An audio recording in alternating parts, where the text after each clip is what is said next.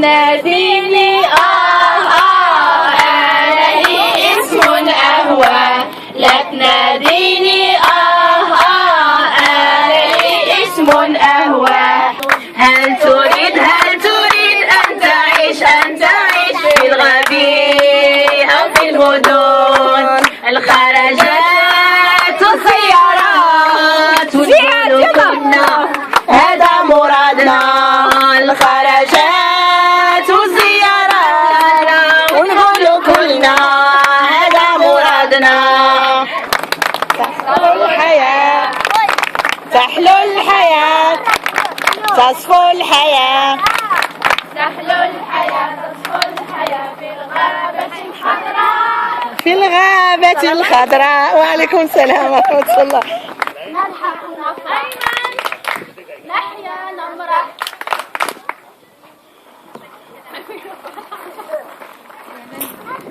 واحد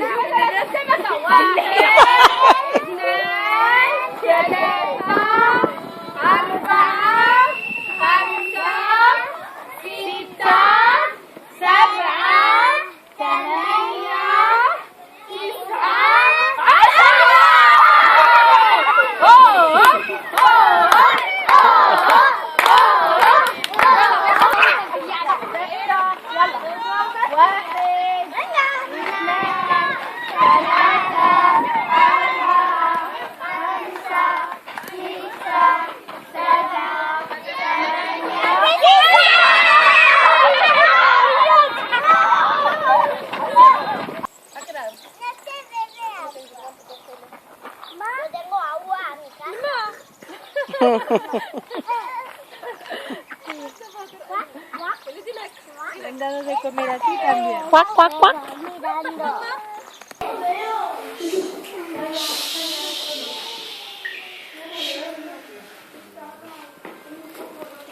Érase una vez que se veía en un país lejano una gatita celosa, limpia y ordenada.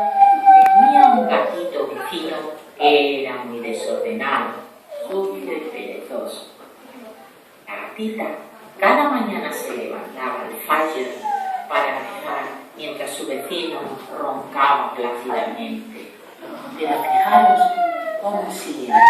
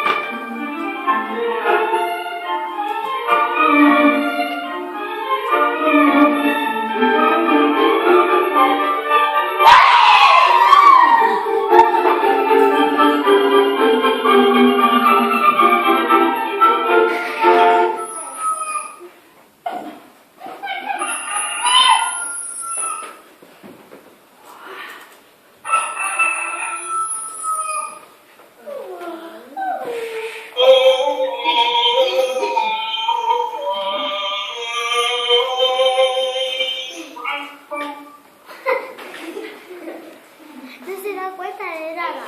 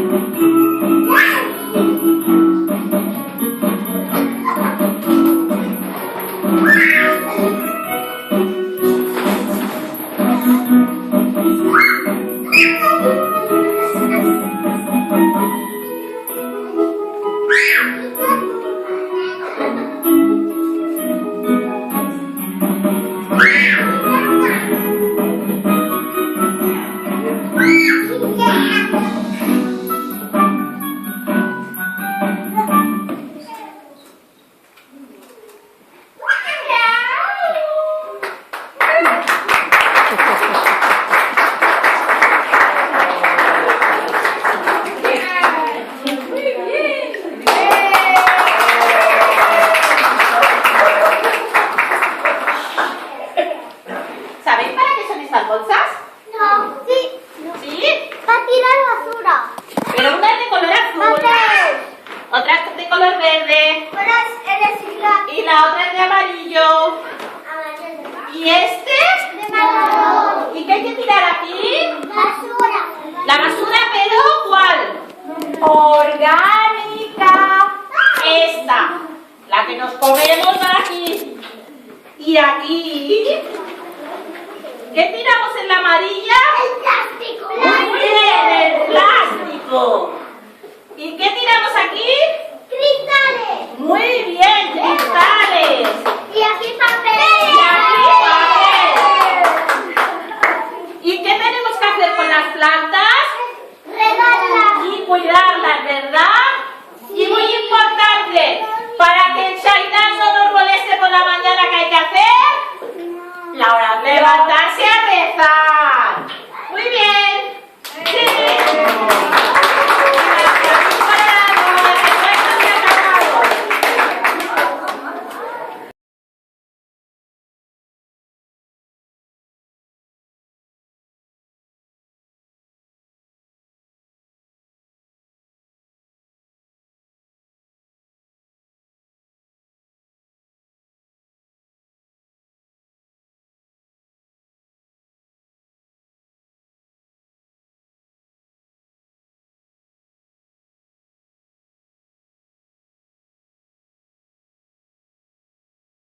¿Y por qué rezamos?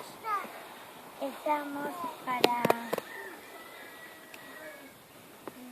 A ver, Rezamos para acercarnos a Dios. Allah. para acercarnos a Allah. ¿Y alguien sabe decir por qué rezamos 5 veces? O tres. Bueno, o 3. Venga, a ver, dime, ¿por qué rezamos 3 y no 5?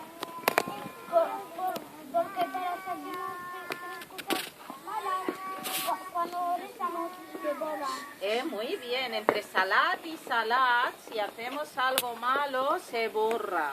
Se borra Y entonces y las cosas buenas se quedan. las cosas buenas se quedan en la balanza, en nuestra cestita, ¿no? Y las malas se borran.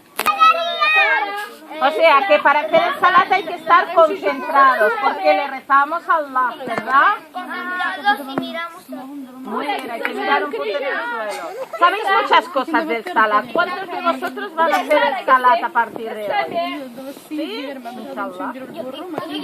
ترق الأشهار وترقد الأنهار وتطعم الأثمار في الغابة الخضراء في الغابة الخضراء مجموعة ماء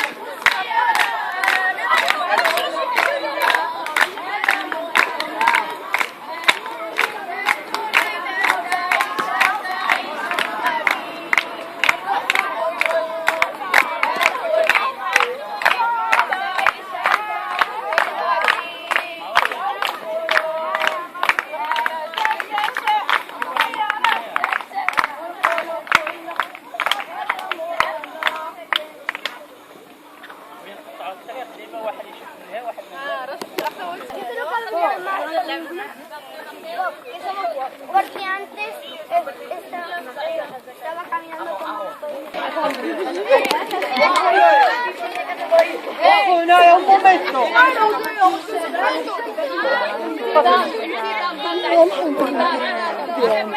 ¿Y tú, Gabriel? Alhamdulillah, que es la fotógrafa. Ya. Inshallah en 3 grupos, pero de momento no hablaremos de grupos. Estamos gordos, inshallah. شنو الشعار؟ المسلم طبيعة. عقلوا علينا. النشيد ديال الشعار كاملين. نحيا نمرح نضحك نفرح نحيا نمرح نضحك نفرح نحيا نمرح نضحك نفرح في الغابة الخضراء في الغابة الخضراء تورق الأشجار وتركض الأنهار تورق الأشجار وتركض الأنهار وتطعم الأثمار في الغابة الخضراء في الغابة الخضراء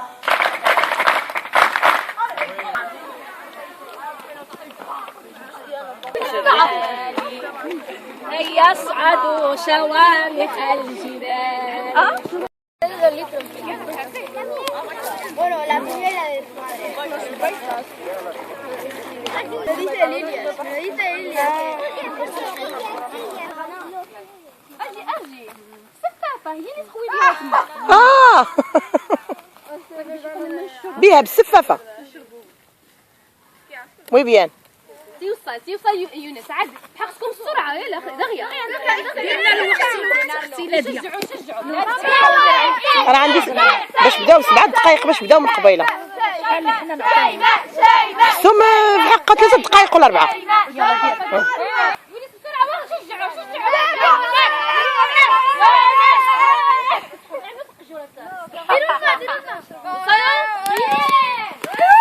وي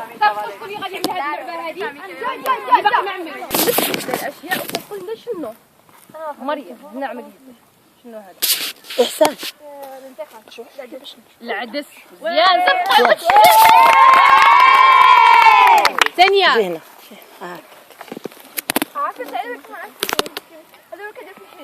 شنو اسمها نقطة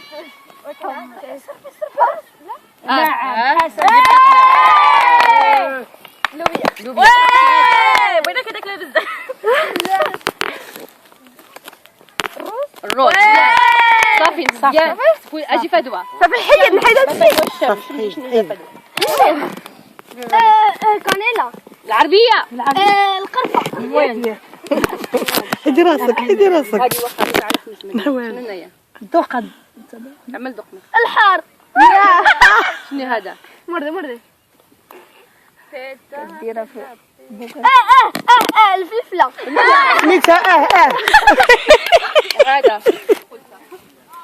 ما يصح حتى الخطوة واحدة سمعتني ما فينيش هذا إذا شرح له شيماء عمل له الحركات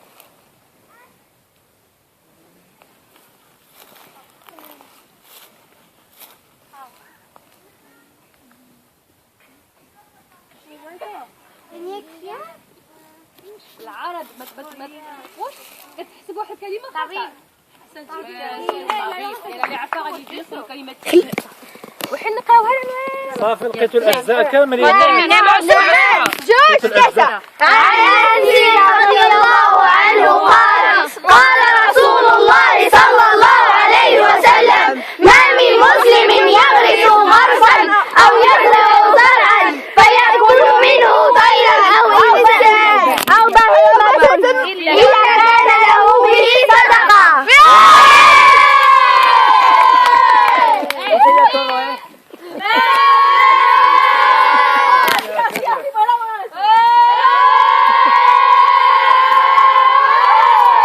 اللي درناها نو امبورطانتي جانار وبردير ربحوا ولا نخسروا. الاساس ان احنا جينا هنايا باش نشطوا ياك فرا ديفيرتير نو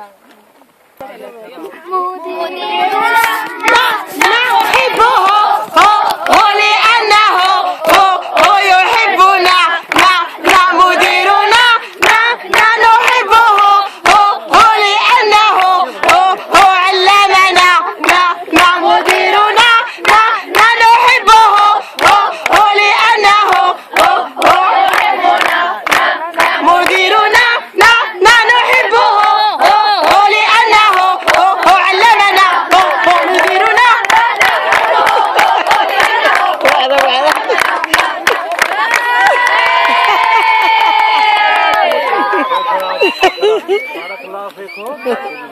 حقيقة أني كنبغيكم ياك حقيقة أني أحبكم كاملين وكنحسبكم كاملين بحال ولادي.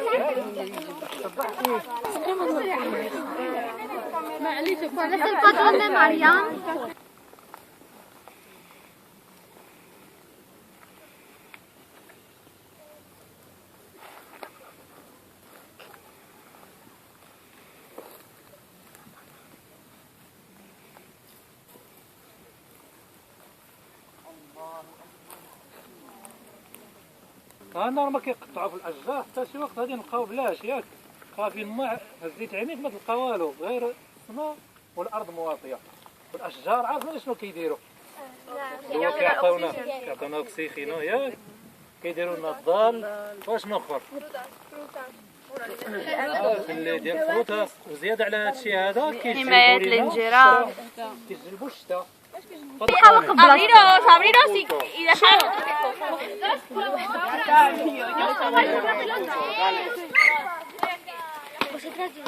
Hoy 3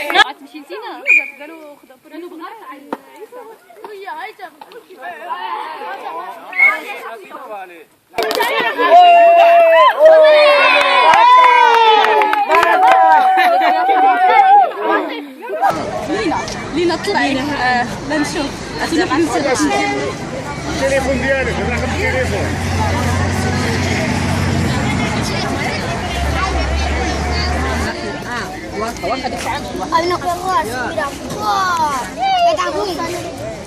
Leila, ¿cómo estás?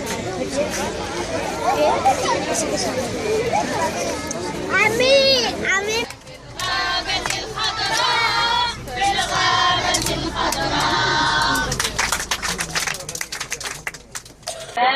باش تمشي السفينة صلاة على باش تمشي وترقي صلاة على رجال الله كل شي الله لا إله إلا الله لا إله إلا الله كل شي بالأخوات نجيب نعم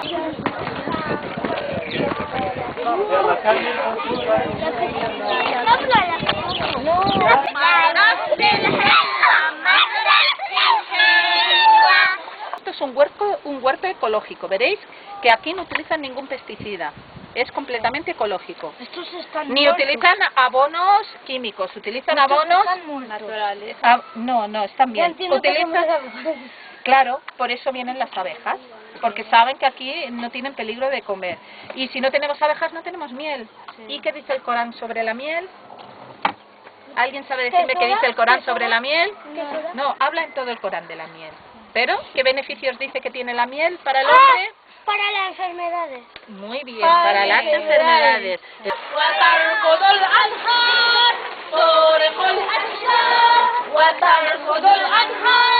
Una patatilla para... Yo tengo una cuchara, tengo una. Pero... ¿Para quién?